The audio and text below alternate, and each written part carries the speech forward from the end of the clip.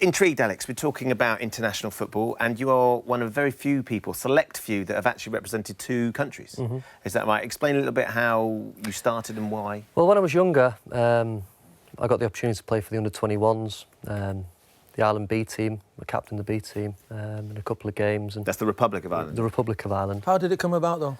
My dad's mum's from Belfast. OK. And I think the ruling is if you're born on the Irish Isles, you can play for either. So they approached me, and when I was younger, I played a few times, but it was limited opportunities. And after a while, Northern Ireland approached me. Nigel Worthington at the time, when he was manager there, was saying, your grandmother's from Belfast, come and play. You'll get more opportunities. And I just felt as if at the time it was the right thing to do. I felt as if it was a short career, and I wasn't playing much for the Republic, and I thought, I'll go and give it a crack. And unfortunately, Nigel went and lost his job. And so that's basically the story of it. But I had great times playing, good memories playing for the two of them. It was really good. Ever conflicted about playing for two different countries there? Yeah, I can understand why people would think it was not the right thing to do.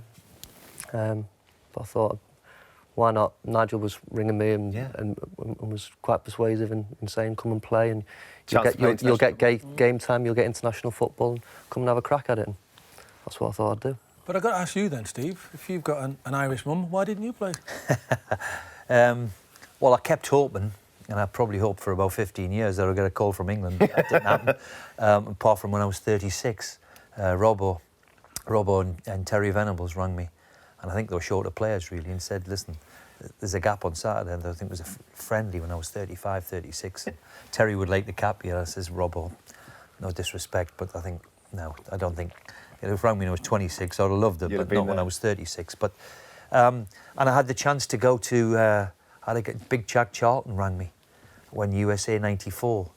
And typical Jack rang me and says, I've just been on a train, and the driver tells me your mother's from Ireland. I says, yes, Jack. He says, why didn't you tell me before?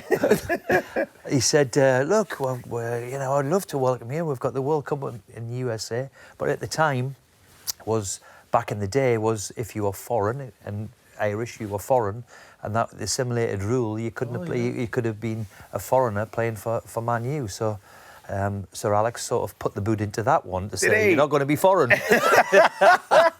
So that was the real end of it. But I had a few opportunities, but it didn't quite happen. So that was a UEFA ruling, wasn't it? It was 3 or 4 foreigners in a Yeah, you're only allowed 4 or 5. You know, if you remember, we were playing Barcelona one year. We had to leave Cantona and Schmeichel upstairs because of this rule at the time. So it's changed now, thankfully. I love the fact that Jack Charlton did all his research from a train driver on the train driver said, he lives next to Steve. The train driver lives next door to your mother.